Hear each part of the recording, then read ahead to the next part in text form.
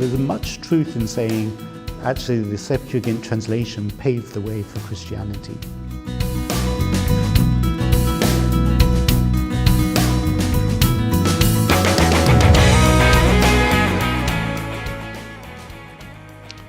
Welcome to CADEM, and I am very glad to host today Professor James Aitken, Faculty of Divinity, University of Cambridge. Welcome. Thank you very much. You are one of the most renowned experts in the Second Temple Judaism. And I have a very simple question, actually. What is a Septuagint? The Septuagint is not an easy question to answer, although it sounds very simple. The Septuagint is a modern term for an ancient set of translations. These are the translations of the Hebrew Bible into Greek and some additional works which were either translated from Hebrew or Aramaic or written in Greek originally. So the Septuagint refers to this modern collection, but the collection didn't exist in antiquity. The ancient Hebrew writings were translated gradually over a long period of time. We call it the Septuagint because Septuagint means 70, referring to a legend of 70 translators. Yeah, I think we are quite familiar with this legend, but from the academic point of view, what's behind this legend? Was it real, the miracle that 70 or 72 people translated this text and they all came out with the same result? What is the historic background? Yes, this legend actually has a real power and influence because it's been copied in Jewish, Christian and even Muslim circles about this miraculous translation.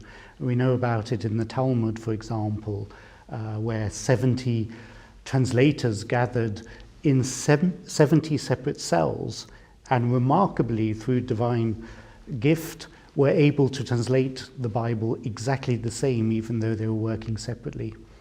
The origins of the legend started in the late 2nd century BC, where we have a document called the Letter of Aristeas.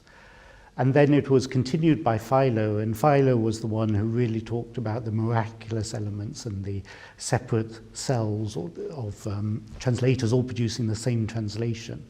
The reason it started is very interesting because the late 2nd century BC is already 1.5 centuries after the translation had been started.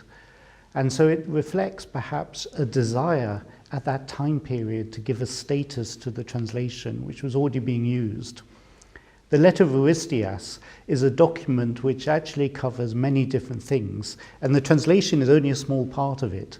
So we can see Aristeas creating this story about the translation to justify the Jews of Alexandria, because Aristeas argues that the librarian in Alexandria was asked by the king Ptolemy in Ptolemaic Egypt to provide a translation of all the known literature, including the literature of the Jews, which they didn't have in the library. So the king sanctions it. He brings over the Jewish elders from Jerusalem, and they show off their learning to the king. And then he declares all Jews in his kingdom may be free for this great gift of the translation which the Jewish elders have produced. By legend, there are 6 elders from each of the 12 tribes of Israel, so that created the number 72, but it's then merged with other traditions about 70. So we can see in Aristeas something very interesting going on. It's not really about the translation, it's about the Jewish community in Alexandria, and it's a statement that the Jews in Alexandria need a translation, and that translation has come about through recognition, patronage and support of the King Ptolemy. So it's a statement about the learning of Jews, about their royal support, and about how they are at the center of the Ptolemaic kingdom by giving a translation to the library, which was the heart of the kingdom. So that's a legend, and the legend explains why this whole tradition came about. And I think part of it is also to establish the translation as a piece of ancient literature.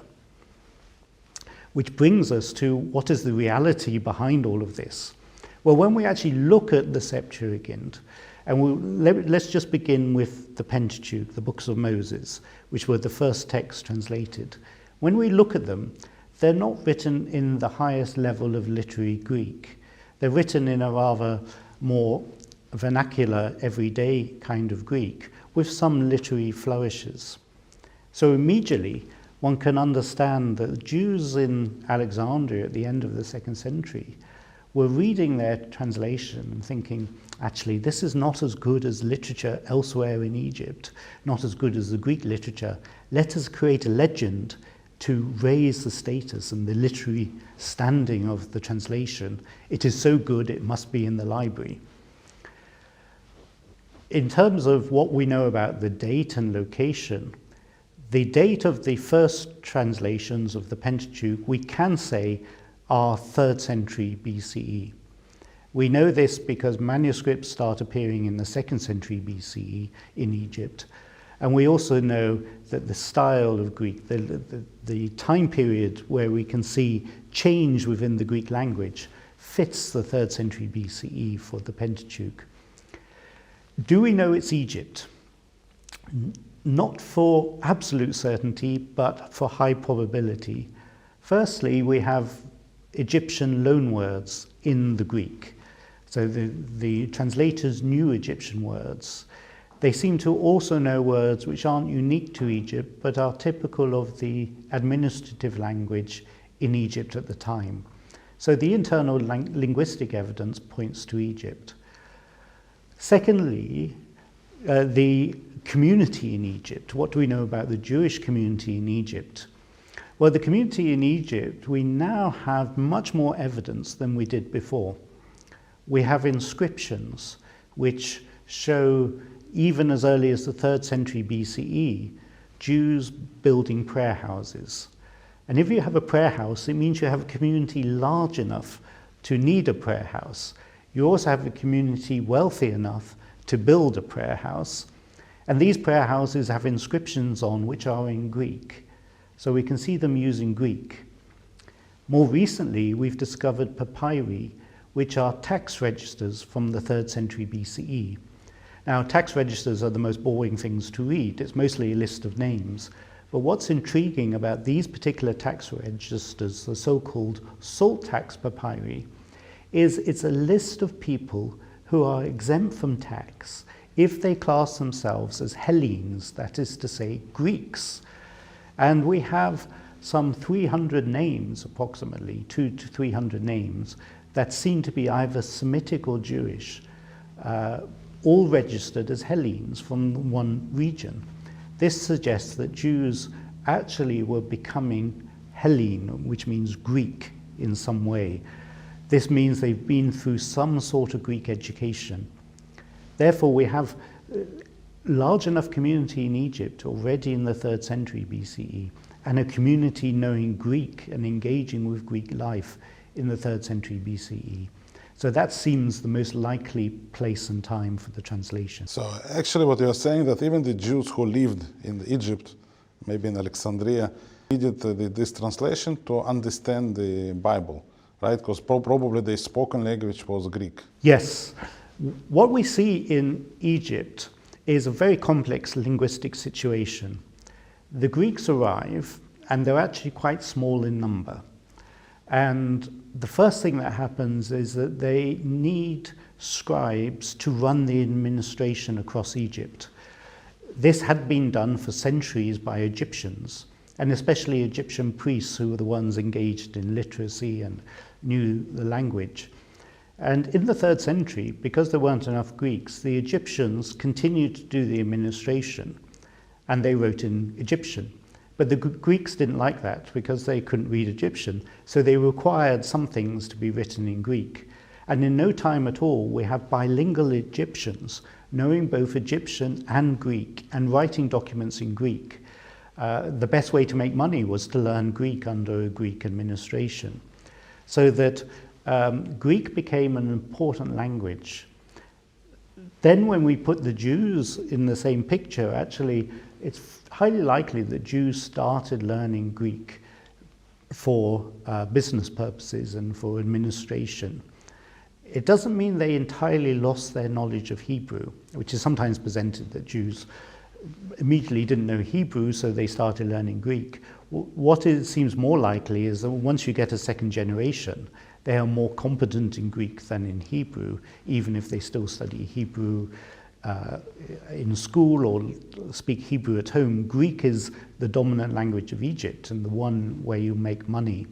So it's quite possible there was a kind of ideological development which encouraged the use of Greek, and political and sociological reasons for using Greek. And therefore, Greek became the language that the Jews were most natural using, and therefore used a translation. But it does mean also that actually Jews could read and write Greek to a high level. Sometimes when people look at the translation, they look at the language and say the language is not very good, or the language shows influence from Hebrew, because of course it's a translation. But people often then say, but the translation was done very badly. And this is a misrepresentation. Jews would, as other people in Egypt, have known Greek to a high level. And when we think they've written what some people say is bad Greek, it's more that it's not at the highest literary level, but it's actually also because it's a translation, and all translations show interference from the Hebrew. That is to say, they follow the Hebrew word order, for example. So the loss of Hebrew is not the only story for the reason why Jews need a translation. It's also because this was the cultural language of the time and was the language which most people spoke. Professor Aitken, what happened after the Pentateuch was translated? So far I've only spoken about the Pentateuch and its origins in the 3rd century BCE. What becomes interesting is that gradually other translations are produced. And this seems to have taken a long time, anything up to the 1st century CE.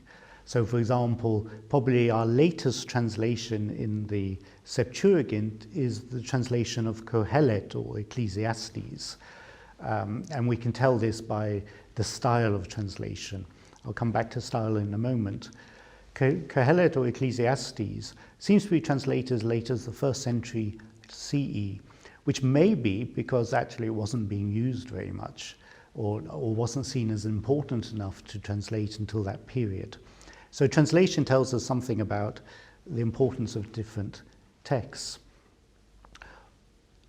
At the same time, as well as the books of the Hebrew Bible were being translated, there were other books being translated. So, for example, the Book of Enoch, we have some samples of its translation in Greek. The Book of Jubilees we know was translated, although we don't have much of that translation preserved. And then there are other books which were preserved in Judaism. Sometimes we only now have them in Greek, like 4th Esdras.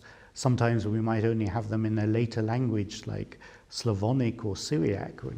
But this shows that actually many books in Jewish tradition were being translated. At the same time, the translation style varied, so that the Pentateuch was translated in a fairly natural way. We then get translations being done in 2 different directions. One direction was more literary translation. So the Book of Proverbs, a really challenging and engaging book to read in Hebrew, was then translated in Greek in an engaging way, where often the Proverbs were changed and rewritten into a more Greek format. Secondly, another translation style was that moving much more closely towards the Hebrew. So some books, such as Lamentations or Song of Songs, were translated in a way that represented the Hebrew far more carefully, so that they follow the word order of the Hebrew, always represented one Hebrew word with one particular Greek word, and always tried to match the number of Hebrew words with the number of Greek words, which makes a slightly difficult and strange translation to make. So we can imagine 2 streams of translation, or 2 schools, one becoming more literary and a little freer in its translation, and the other becoming much more closely representing the Hebrew. Interestingly, we see the same things with the Targum, the Aramaic Targum, where you have onkelos following much more closely the Hebrew, and then something like pseudo-Jonathan going in the other direction. So that it's not unknown that you get these different translation methods. Amongst all that as well, we then have the issue that some people weren't very happy with the first translations and started revising them. So we then start to see revisions of translation. So when we talk about the Greek translation of a Hebrew work, we're often talking about more than one. So for example, the Minor Prophets, we have what probably is the first translation of the Minor Prophets in the Septuagint, and then we have a manuscript of the Minor Prophets found amongst the Dead Sea Scrolls in Nachor Hever, in the cave of Nachor Hever, which actually follows much more closely the Hebrew than the original translation and makes some changes to match both the Hebrew text of the time that was available to the reviser, and also to match a consistent choice of Greek words. What influence had this translation on the development of Christianity, development of our world, we can say? Yes. I mean, it's fascinating if we think about it. This is the first religious tradition really building itself up on translation. The fact that Jews were willing to translate so many texts shows they weren't against or had any difficulties with reading their texts in translation. When Christianity came along, because they had then adopted this text, not necessarily knowing it was a translation, but they saw the text as very, very important. What we see in early Christianity, if we start with the New Testament, the first thing is the New Testament is written in Greek, but it's often modeled on the language style of the Septuagint. So that there are phrases in the Septuagint which would be not normal in Greek, but reflect literal representations of the Hebrew. And those Greek phrases then influence the New Testament. So some of the writing style of the New Testament, particularly of the early Gospels, that style of the Gospels is a style that is typical of really a translated text, even when they are not. Next, we have the fact that they often quote the Septuagint. And this becomes interesting because they don't always quote the Septuagint that we have. It may be one of those revised versions that I've mentioned, or revised versions which we don't actually have anymore, but we can see is a revision. So it's quite possible the authors chose which translation, which of the many versions of the translation that existed, they chose which was best for their particular argument. And in fact, it's quite possible they were aware of variants and that there were different versions. But finally, of course, the Septuagint, in translating into Greek from Hebrew, the Septuagint sometimes had to choose a particular word which would have a different vocabulary from the Hebrew. A good example is, let's start with the word nefesh, which in Hebrew means life or neck or breath. And in Greek, the Septuagint translators translated this as psyche, which is the origins of the word psyche and psychology.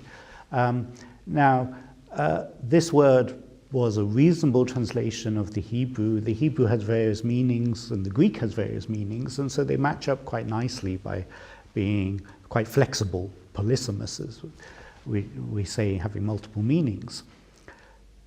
And so there was no necessarily intention by the translators. But when someone came along and read it in Greek, they then, when you see the word psyche, you then think of Plato, who wrote much about psyche as the soul that escapes the body in the afterlife. And the true philosopher releases his earthly body by meditation and allowing his soul to go to heaven.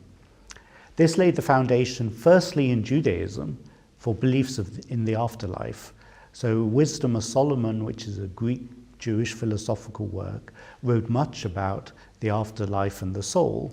And Philo of Alexandria in the 1st century, mentioned already, he also wrote about this idea of the release of the soul. And so that when we come to Christianity, there's a great focus on ideas of the afterlife in Christianity from this very almost accidental or unintentional translation of Nefesh by Psuche. A second example, most famously, is of course the issue over the virgin birth. Isaiah 7 talks about an Alma, a maiden, which was translated into Greek as Parthenos, which can also mean just a maiden or a young girl or an unmarried woman, but also has a specific meaning in Greek of virgin. Now, this may have been, again, unintentional in the translation of Isaiah, but once it was read in Greek and people saw the word as virgin, it then created the story of the virgin birth. So those two examples are two examples of how we can see the translation, once it was read in Greek, separate from the Hebrew and by people who didn't necessarily think about the Hebrew background, it started to develop its own theological influence. Historically, from a Jewish perspective, was it the right move to translate this Hebrew text into the Greek and eventually helping for the Christianity to rise and rule the world? What do you think?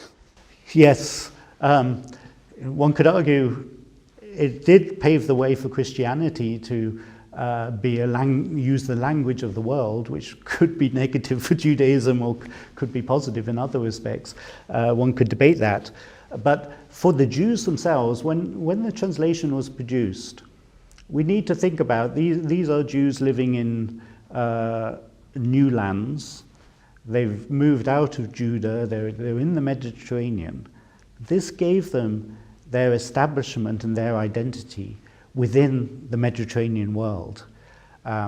Some people speak about it as that it's an identity of resistance, that you're translating into Greek, but the Greek is preserving some elements of that Hebrew through this language interference in the Greek. But I don't see it that way. Rather, I see it as reflective of the Jews being self-confident in their environment. They're writing in Greek because they were feeling entirely Greek. And in actual fact, what we see with the Septuagint is then, based upon it, a whole range of Jewish Greek literature, including, shockingly, a Greek tragedy based on the Passover story. Perhaps it was celebrated on Pesach. You would actually have a Greek tragedy performed, and ancient writings, poetry, and stories and novels, all written by Jews in Greek, and often influenced by the language of the Septuagint or using the stories of the Septuagint. This meant that Jews in the ancient world were really part of a Greek cultural environment. And so for them it was essential. If they didn't translate the Hebrew writings, they wouldn't have had a sacred text or an authority to work from. So the translation was essential. They could have written poems or plays, but it wouldn't have then been based on the religious tradition. But by being based on the religious tradition, they could remain religious and yet be fully participating in a Greek culture. And Professor, from a Christian point of view, without this translation, would Christianity prevail like it did? Would it be a different religion, maybe? Maybe a different religion. Very hard to say. If let's do some counterfactual history. If the translation was never made, the Christian movement would have been speaking Aramaic, and they probably would have, therefore, in terms of a tradition, may well have merely stayed in the area of Syria, Transjordan, Judah, as Aramaic speakers. By having Greek, they were able to spread into Asia Minor, into Greece, and ultimately to Rome. So certainly without Greek, Christianity would not have had the dominance it had now. Maybe they would have done their own translation, or maybe eventually some people would speak Greek. But if you were speaking Greek, but you're speaking Greek about a text that is Hebrew, it wouldn't make sense at all. So they needed something in Greek if they were going to use that text.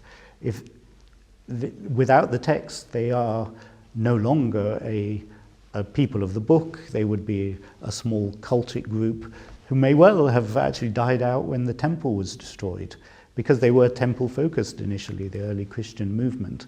And if you lose the temple and you don't have a religious text to continue the message, then you may not have lasted.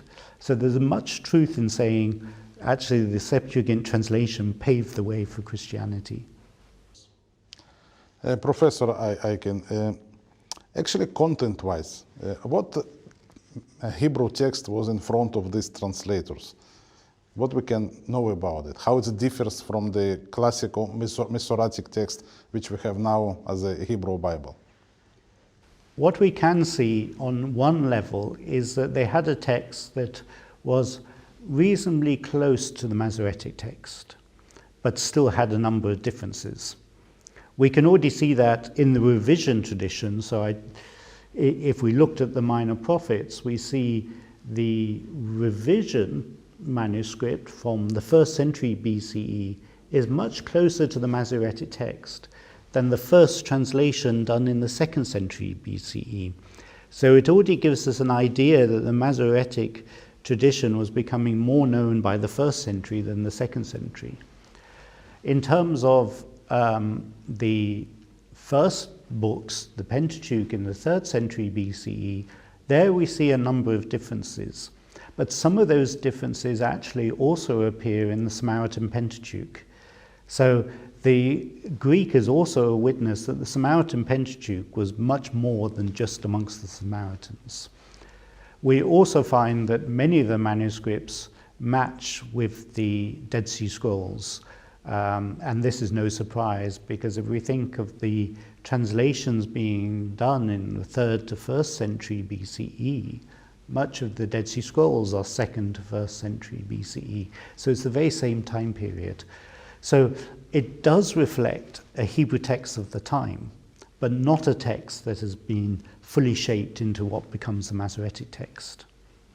So we have currently a number of texts, which a number of different texts. And what is the, I don't know if the right word is ideology, or how can you characterize the Septuagint? Was any special idea behind this text? When we look at the Septuagint, I think we need to imagine one translator working with one Hebrew text, whichever Hebrew text he had in front of him. I don't necessarily mean he worked alone. Intellectual communities were small in antiquity, and people would have known each other. They probably had discussed the text before they translated it. One of the interesting things when we look at the translation, there's a large consistency in translation method and choice of vocabulary, how they translated one Hebrew word into Greek. So there clearly was some sort of community understanding of how to read the Hebrew. In terms of ideology, when that translator is sitting and looking at the text, much of the time he seems to be just trying to find the best way to translate the Hebrew. So there isn't always a long-term theological or ideological goal, but there seems to be a need to try and explain each passage in its own terms. Let me give firstly some narrative examples. When Joseph becomes in charge of Egypt in Genesis, we then start to see various vocabulary items used in Genesis of Joseph that reflect Egypt of its time. So Joseph becomes, in Greek, a toparch. toparchis in Greek, which is the technical term for someone who is a governor of a local region in Egypt. And then when you get titles like those in Pharaoh's court, like the chief baker and the chief butler, you have terms which do mean chief butler and chief baker, but are also terms used in the Ptolemaic court. So the narrative in Egypt is shaped in an Egyptian fashion. Similarly, when we get the story of Moses in Egypt, we get a number of Egyptian words, including Moses' basket, so-called basket, which in Hebrew is the word for ark, which you also see in Noah's Ark. In the Moses story is the Egyptian word for container or box. So they've chosen a word that's distinctively Egyptian. It's also in the Moses story, particularly when it describes Moses as a child and growing up, that it uses a Greek that's a little more literary, a little bit more storytelling style of Greek. It begins, there was a man, but in a way that's so typical of starting a story in Greek. So that you can see that on the simple level of just trying to convey the narrative, there are times when the translator is sensitive to the material and includes that. There are other more technical things the translator does. The translator tackles the problem of numbers, that's to say of the ages of the various generations, which don't quite match up in Hebrew, so the translator finds a way of trying to find the numbers matching up. There are times also where the translator is more sensitive to the presentation of God, so that instead of saying, I saw God, the translator in Exodus talks about seeing the place where God stood. So a careful, gentle theological avoidance of directly seeing God. There are other times where the translation just seems to be reading the Hebrew in a way that other people at the time would read the Hebrew, and is not the way a scholar of the 21st century would read it. So at times we see the translator seeming to produce a translation that looks a little odd, but is actually merely a translator writing in the form of Hebrew of its day, which often is Hebrew influenced by the Aramaic language. So there are times where different meanings are given, but they're not necessarily intentional changes, but just how the community at the time read the Hebrew Bible, which itself is very interesting for understanding the development of the language at the time. If we look on the Masoretic version of the Hebrew Bible, and we compare it to the text of Septuagint, do we find any new information, any new stories, any new details which we do not find in Masoretic text? We do, in fact, but in two different directions. In one direction, we sometimes find the Greek is much shorter than the Hebrew in a way that may well suggest that the Greek is earlier in terms of translating a Hebrew text that is shorter than our current text. We see this in Jeremiah and Ezekiel, for example. In Jeremiah, the text behind the Septuagint is much shorter. And this raises questions, actually. When we write commentaries on the Hebrew Bible, shouldn't we really be starting with writing commentaries on the shorter version of the Hebrew as it's reflected in the Greek? An interesting example of this is also, for example, in the Book of Kings, where we have the presentation of Solomon.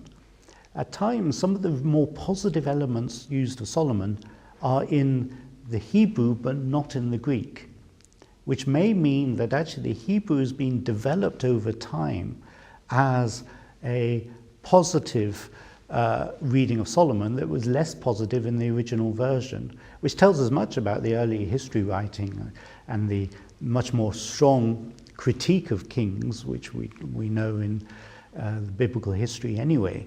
and the Greek is evidence, therefore, of a much earlier version of the Hebrew. The other direction is where parts have been added in Greek. And this actually we only see in some places, but we see it, for example, in the book of Esther. Book of Esther famously doesn't mention God, but there are whole passages which have been added to Esther in the Greek, some of which might have been written in Greek, but some of which look like they've been translated from a Hebrew version. And they mention God. So someone's put God into Esther in the Greek version. They also develop the personality of Queen Esther in much more detail, making her a much more interesting female figure. So you mentioned often that the translation is actually following closely the Hebrew. Is it a distinctive to this translation? The translation proceeds in two ways.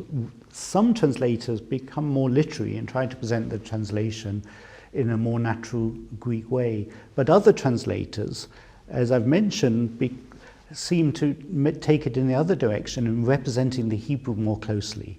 They follow the Hebrew word order, they follow the same Hebrew word with the same Greek word, and they reflect the Hebrew idiom even in Greek. This has led some people to say this is a bad translation method and even bad Greek. But we need to think about it differently. Why are they doing it this way?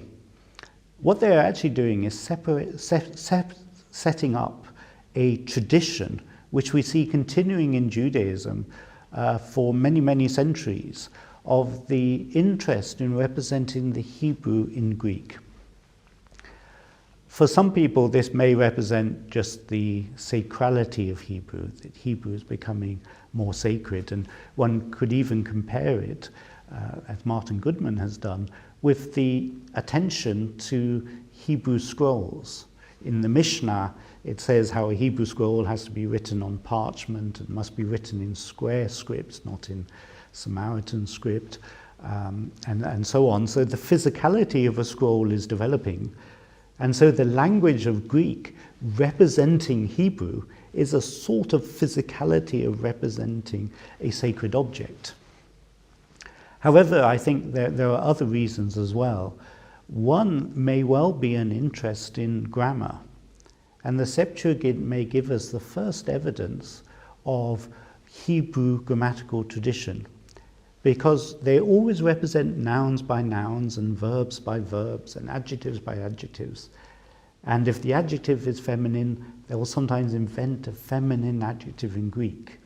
So there's a real intention to present grammatically accurately the Hebrew.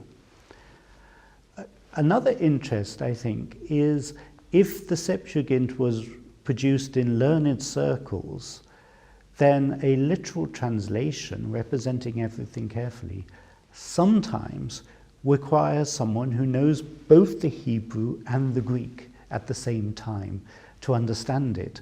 And one can see it as a linguistic play, so that to see what a Greek word means when it doesn't seem to represent normal Greek, you may well need to understand the Hebrew at the same time, and therefore it requires a learned audience.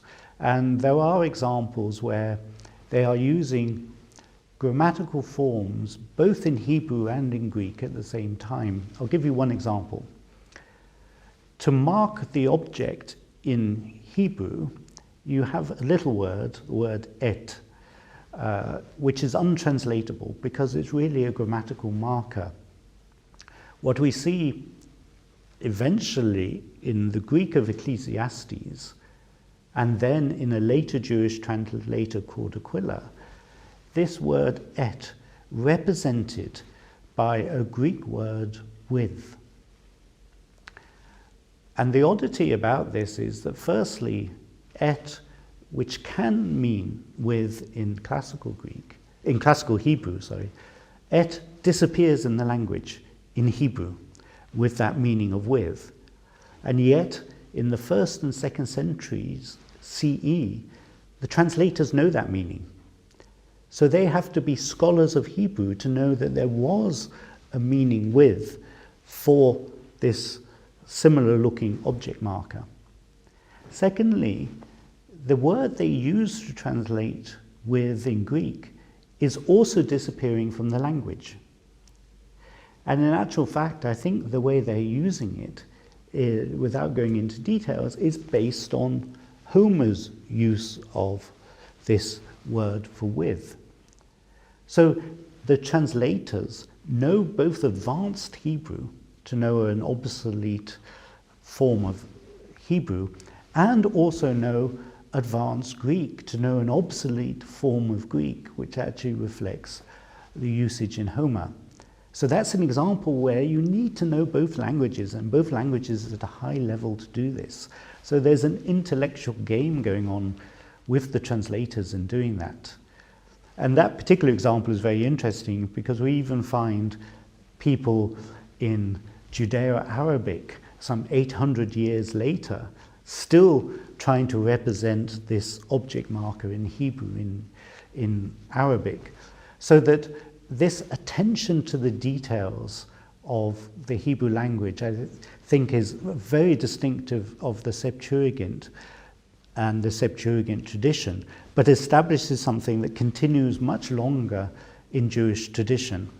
Since this translation was done and presented to the world, what changes were done? Can we tackle down these changes? What is the oldest text which we have now? And how this text was developed, if at all? I think it's important to begin with the development within Judaism, which is often overlooked. Partly there's a tradition that, coming from Justin Martyr in the 2nd century, a Christian writer who just wrote a disputation with a Jew, where they debate over the translation. And it seems as if the Jew, in the words of the Christian, is disagreeing with the Septuagint because the Christians are using it for their own theological message. So from that, there's a tradition that Jews stopped using the Septuagint. But we need to point to some pieces of evidence that we have. Firstly, before that period, our earliest manuscripts begin in the 2nd century BCE, just very small copies, very small fragments of the Septuagint, and it continues to be copied. In the 2nd century CE, we then have some Jewish translators. Aquila famously made it very literal, Symmachus, another one who made it perhaps a little more rabbinic in its orientation, a little more exegetical. So in the 2nd century CE, we already have Jews making their own revisions of the first translation. But then we have ongoing references to being used amongst Jews. Firstly, here in the Cairo Geniza, we have a Greek text in Hebrew characters that seems to be based on the Septuagint, but with some modifications, that's being used perhaps in the synagogue as late as the 8th or 9th century. And this is because, of course, Jews in Greece and the Byzantine Empire would continue to use Greek. So actually the Septuagint was perhaps still being used in the medieval period amongst Jews. We even have the Emperor Justinian in the 6th century intervening in a dispute in a synagogue.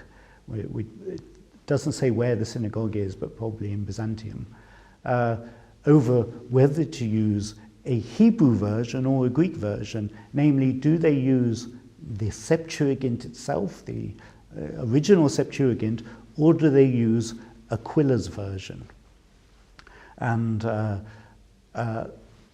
the emperor decrees they should use Aquila's version, probably because it looks a bit like the Hebrew but is actually Greek. So it pleases both parties, the Hebraists and the Hellenists in a sense.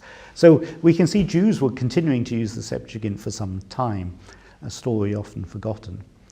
For the Christians, when they start using it, they make copies, of course, such that we now have thousands of copies in reality. But it's often produced in codices, and such as Sinaiticus, Alexandrinus, Vaticanus, three great 4th and 5th century codices of the early church, where we see this wonderfully neatly laid out Septuagint ready for study or for liturgical purposes. Although the problem with these codices, they don't always seem to have been used very much. So we don't know what the big codices were used for. But many other copies were being made. And at the same time, revisions, which we've already mentioned in the Jewish tradition, revisions continued. So there was one tradition of Lucian in the 3rd century who didn't actually like the Greek style of the Septuagint and tried to write it in a little more literary style of Greek and use more classical Greek words, which were favored in his time period. There's even someone who, it is reported, is said to have tried to rewrite some of the Septuagint in the style of Homer in hexameter poems. So that people are continuing to use it and continuing to change it according to their literary preferences. Professor James Aitken, it's a great honor for us to have you on our channel. I think it's a big achievement for our channel to have such a great scholar with this fascinating information. Thank you very much. And thank you.